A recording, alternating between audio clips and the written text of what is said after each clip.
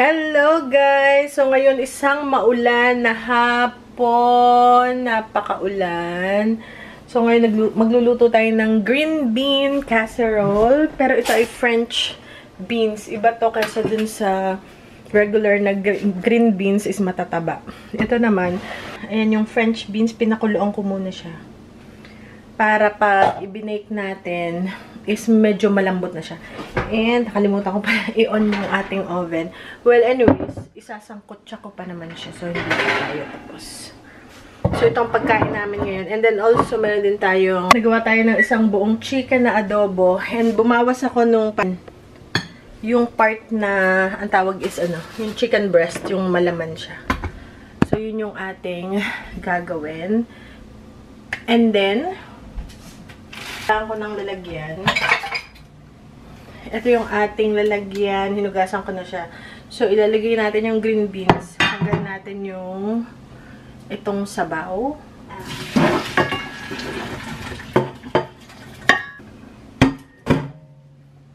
So, tana guys. So, ilagay lang natin dito sa ating casserole. Kukunti pala. Ba't parang ang daming tingnan? Marami kasi ito isang pakete. So, yan na siya. Okay. Natin. Tapos, ilagay na natin yung ating adobo na shredded na chicken. Okay.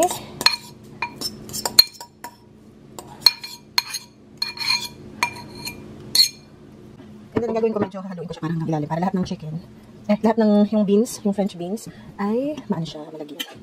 Okay. So, after nyan, so medyo half cook pa itong ating itong green beans natin. And then, after nyan is,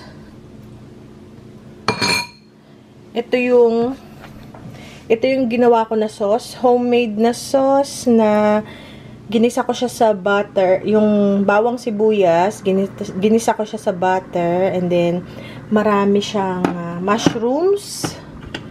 Ito guys, white mushrooms. Ito, white mushrooms yung nakuha natin sa Costco. And then, napakalasa niya. Maraming sibuyas, bawang, butter. Tapos, ano pang ginawa ko dito? Yung, chicken broth.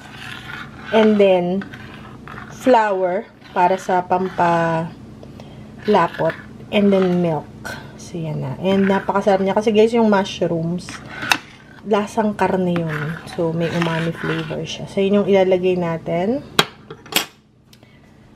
So, kanina pa yung naghihintay. So, ganyan. Ilagay natin sa ibabaw.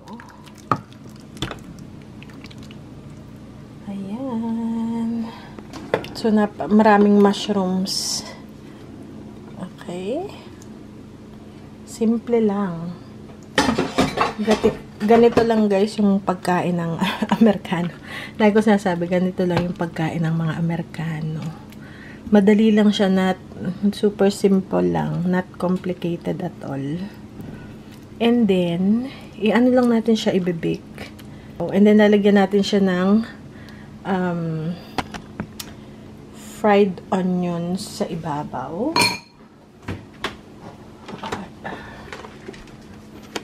So, ito, fried onions. Actually, pwede na to eh.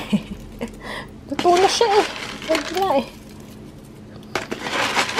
Kaya lang mas maganda yung i-bake natin ng konti para. Tapos lalagyan pa natin siya mamaya rin. Okay? Para mas malasa. So, yan na yan guys. Actually, luto na yan. Papainitin lang. Lulutuin natin all the way yung ating French beans. Ayan. Masarap to. Alright.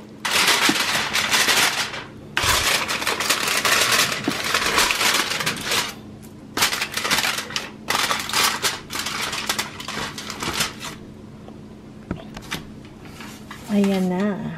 And meron guys, nagko-comment sa inyo, siguro 2 or 3, hindi ko alam, mga 3 comment na natanggap ko about sa aking bracelet, malawlaw raw. Yung masyado, tanggalin ko na lang daw kasi hindi naman fit. Ano nyo guys, ito ay kaya ko to sinusuot. Especially pag nasa bahay ako, nag-e-edit ako, is meron siyang EMF shield sa radiation. Kasi syempre, palagi ako nasa computer, nandun yung trabaho ko, sa online, nag-e-edit, nag-review ng product. So, palagi itong suot. And, ito guys ay copper. So, yung copper is maganda siya sa mga may skin allergy. May mga allergy gaya ko guys. Meron akong metal allergy. So, bawal sa akin yung mga stainless na susuot na bracelet. Kailangan gold siya or something gold-plated or something. Kahit dito, arelyos. Pag hindi gold yung aking arelyos, is, ito, nagnanaknak to, yung nagsusugat. So, ngayon, ito yung nahanap ko na pwede sa akin na copper bracelet. And may healing properties siya, especially pag meron kayong fibromyalgia. Especially ako, meron akong arthritis every time na nakakain ako ng gluten or something kasi minsan hindi maiiwasan. Sumasakit talaga yung mga kamay ko or mga buto-buto. So, ito yung aking, bracelet. And yes, malawlaw siya. Kasi ito ay pang lalaki actually. Kaya lang walang pambabae. So, kinuha ko na rin siya sa ibang company. Pero guys, ito, meron ito pala sa Amazon. Mas mura siya. Parehong-pareho lang yung properties, yung ginamit, yung design. Iba lang yung company. Yung brand. Pero sa Amazon. So, ililink ko siya sa description box below if interested kayo. Kasi ito, hopefully makatulong siya and may EMF, shield for radiation. Kaya ko siya sinusuot. And pag nasa bahay lang ako, sa labas hindi ko siya sinusuot kasi nga malawlaw siya, malaki. So, ito ay may 44 magnets. Actually, meron akong, parang, yung pantanggal ng screw para paltan siya. So, ang matatanggal dito, pag ifinit ko siya sa kamay ko, is 6 na magnets. And, nanghihinayang akong tanggalin yung magnet. Nahinayang guys akong tanggalin yung magnet dahil yun nga yung yung maganda sa katawan. So, kaya tinatsaga ko na siyang ganyan. At least, nasa akin lahat ng magnet. Pero meron akong, may kasama siya na pang-adjust nga. And also, ang mangyayari nito, pag inigsian ko siya, baka tamarin ko siyang suotin. Kasi every time na susuotin ko siya guys, ihuhook ko siya dito. Unhook, hook, unhook. So, dito. So, maabala ba? Ayan. Ayan. Igaganyan mo, tatanggalin mo. Tapos, i-hook mo na naman. So, ang nangyari, sabi ko, nung una, sabi ko, sa asawa ko, paki-adjust hanggang sa nakalimutan ko na, nasanay na ako na malawlaw siya. Ganun. So, yun ang dahilan. Actually, hindi siya maganda, actually. Hindi siya fashion, jewelry na pang fashion. Pwede rin, pero pang lalaki nga siya, kaya malaki siya. So, ngayon, pag alis ako, iba yung bracelet na gagamitin ko. Meron din ako mga metal na bracelets, pero pag alam kong papawisan ako, hinuhubad ko kagad kasi magmamarka siya dito, guys. Nagnanaknak din to. Bilog. Kung ano yung itsura ng bilog. Kaya, relo. So, ganito rin kalaki kung relo. Di ba, may bilog yun. So, nakamancha dyan. Ganun. Tapos dito. So, ngayon to, andali ko lang siyang tanggalin. Kanyan lang. Tapos, pag nakarating ako sa bahay, nasa table lang to para alam ko pagdating ko. Sarap na computer para mag-edit ako. Ko kagad siya. Makukuha ko kagad siya. And tingnan nyo guys. O, diba? So, madali. Ako naman tamad akong magkukuting-kuting-ting yung mga yun, everyday. Yan ba, alis kami. Tatanggalin ko. So, gaganunin ko pa. Samantala ito, gaganto ko lang, guys. Charan! Tapos, pagbabalik, Tapos, pagka medyo malawlaw siya, ginaganyan ko lang siya. Minsan, nakakalimutan ko, nadadala ko to sa labas. Dun sa, punta kami, Costco, yan. Yan, ganyan lang. So, medyo malawlaw siya. Yun ang dahilan. Ba't daw, sinusuot ko pa to. Laging lahat, guys, ng bagay, may dahilan. And yun ang dahilan. Kasi medyo marami na. Nagko-comment 3. So, kung gusto nyo, guys, ayan na. Pa-promote tuloy ako. Ililink ko guys sa description box below. Ito ay copper. So may mga metal allergy. Ito ay safe. Kasi nga, copper siya. Hindi siya metal. Or metal din yata. Basta, for some reason, ang copper is, safe siya sa may mga skin metal allergy gaya ko. Kaya ito yung pinili ko kahit panlalaki. Kasi walang pambabae. So sabi ko, why not? So, kunin ko na lang siya. And may 44 magnet siya. So, yan. Okay guys, yan yung istorya ng ating bracelet. Kaya hindi ko siya pwedeng tanggalin. And feeling ko, kung nakakatulong man siya o hindi sa radiation or sa pain, kung nakakais siya ng pain. Parang psychologically, parang 'di ba, pag naniniwala ka sa isang bagay, parang feeling mo gumagaling ka. So, yun na lang. Ayan, So, feeling ko gumagaling ako. Kasi marami rin ako, guys, mga lamig-lamig sa katawan. Mga sakit-sakit sa katawan. Kasi meron akong food allergy. Pag may nakain ako, sumasakit yung katawan ko. Ganun. So, kung feeling ko nakakatulong to sa akin, ay susuotin ko siya ng ganyan. Kaya nga, araw-araw ko tong suot. 7 days a week. Maliban pag umalis ako, pagbalik, suot ko ulit yan. Kapalit tayo ng bracelet. Okay, so ngayon, it's the time of the year. Nahahapon na naman ako. Okay, so, ngayon, nagbibip na yung ating, tawag dito, itong oven. So, ipasok na natin to for 350 degrees. Siguro 45 to 1 hour. Uy, mainit. Okay, mainit siya. Alam niyo guys, mainit siya. Wait lang. Alrighty. So, 350 for 45 minutes lang. And then, dagdagan na lang natin. Okay, 45 lang. And then, we'll see kung... And then, pagtapos nun is... Aray, bubudbuda natin na nito ulit. Yung ating French fried onions. Tama ba? French. Fried onions. Bubudbuda natin. Okay, guys. So, tapos ako magluto ulit. And I think okay na yan. Okay na yung sa amin ngayong araw na ito. Kasi meron na siyang protein. May gulay and everything. Nahapo na naman ang lola nyo. Hindi ko alam kung bakit. May nakain kasi kahapon, kumain ako ng ice cream. Baka yun ang, nahapo na naman. Hindi, ano na to. Pagkatapos ng akin, guys, colonoscopy, pansin ko, hindi kaagad. Mga after, kailan ba ako nagpa-colonoscopy? Monday. Ano na ngayon? Monday. So, parang 1 week na 7 weeks. After 3 days, kung makolonoscopy, parang nakakaramdam ako ng hapo. Hindi ko alam kung dahil dun sa sedation ba. Na gamot. Kasi ako very sensitive, guys, ako sa mga gamot-gamot. And doon, syempre pag nagpa-procedure kang ganun, tatanong sa'yo, asan ka allergic, ano yung, alam mo na may allergy ka sa gamot, ganun. Nung bata ako, sa Bactrim, ganun pansin. Dahil kasi nagka-UTI ako nun. So, Bactrim. So, lagi ko nilalagay yun sa aking medical records ng... dito naman computerized. So, once na-click na nila yung record mo, kahit anong procedure gawin mo, kahit sa ibang, basta connected yung, basta, is isang click lang, alam na nila, sa Bactrim, ganun. Yun lagi kong So, pansin ko, after nung colonoscopy ko, 3 days, for 4th day, parang nakakaramdam ako ng hapo. Na parang nahirapan akong huminga. Kasi, di ba may asthma ako? Pero kahapon wala. Wala kahapon akong nararamdaman. Parang hindi ako nahahapo ngayon. Umaga. Or siguro, kinain ko something. So, yun.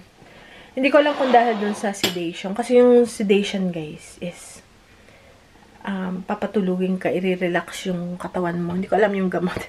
May gamot nga yung pang sedate. Yung talaga, kaya doon nakamonitor ang heart and blood pressure. Maraming aparatong akong colonoscopy. Kasi, wag na nga. Baka matakot kayo. Pero hindi, super safe naman yun. Kaya lang nga ako, nung bata ako, meron kasi akong heart murmur. Yeah, meron akong heart murmur. So, hindi ko alam kung connected ba yun dun sa... Pero nawala na yun. Tapos may asthma. Sabi nga ng doktor nung bata ako. Siyempre, tanda-tanda ko yun kasi meron kaming family doctor. Tanda-tanda ko yung sabi ng doktor na baka hindi raw ako magkaanak. Ganun. Kasi nga, yung puso ko daw, nung bata ako ganito. Yung, di ba yung regular na hinga, ganyan. Ganyan. Ang sa akin, ganito yung tsk. Tapos, mabilis. Tapos, babagal. Sobrang bagal. Tapos, ganon. Pero, nawala na yon. Mga pa yun 7 years. Nag-start ng... Plus, may hika. Siyempre, affected yung heart. 7 years old hanggang... Siguro, buong elementary. Ganon. Okay naman. Yun nga lang, napansin ko lang. Parang, hindi na ako Diba, napapansin nyo sa vlog, like last year, pag summer, pag sobrang init, hinihingal ako. Yung bumalik na naman yung aking, parang hinihingal ako. Si Callie! Callie! Ganito. Si Callie, ano to? 19 years old na. 18 or 19? Grandma na to. Tanda na si Callie. Pero maganda pa rin, oh.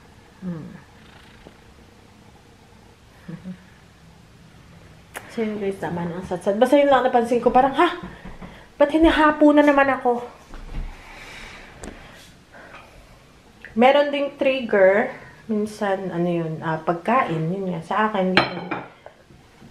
Pagkain, or... So, nga pala, babalik ako sa doktor. Kasi re-report. Yung re-review lang yung report ng akin. Kasi guys, nagpaano ako. Di ba, mammogram is last month. Tapos, yun namang ating colonoscopy is last week lang. So, pagka ganun, may follow-up sa doctor. Naku, mga ano no, next month naman ako. I tingin ko January ngayon. Meron akong follow-up sa doctor. Parang blood test yata. Hindi kasi ako bin-blood test last time. Ay, hindi. So, ito, blood test to. Iba blood test ako. Blood chem, kumaga sa atin. So, yun. Tsaka, sasabihin sa'yo, oh, yung mammogram mo. Okay naman, guys, yung mammogram. Wala namang nakita. Wala. And then, colonoscopy, wala rin. Ang problema ko lang talaga ito ngayon, hinahapo ko. Tsaka yun ngayon, sa food allergy pa rin yung pag may kinain ako. Teka, tingnan ko makahanap tayo. Ayan, oh, mayroong, minsan may bukol. Yung parang nakagat ng lamok. Biglang ganun. Ito yung kahapon yata ito.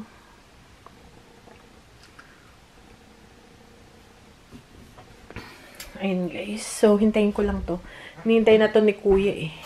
So, sila nasa tiny house kasi walang pasok ngayong bakasyon. Patayin ko na ilaw para makatibig tayo sa kanya. Ayun guys, so see you later. So, ngayon, lobat si mother kanyang umaga. Pero ngayon, schedule ng high bat niya. So, nagbabago yun, guys.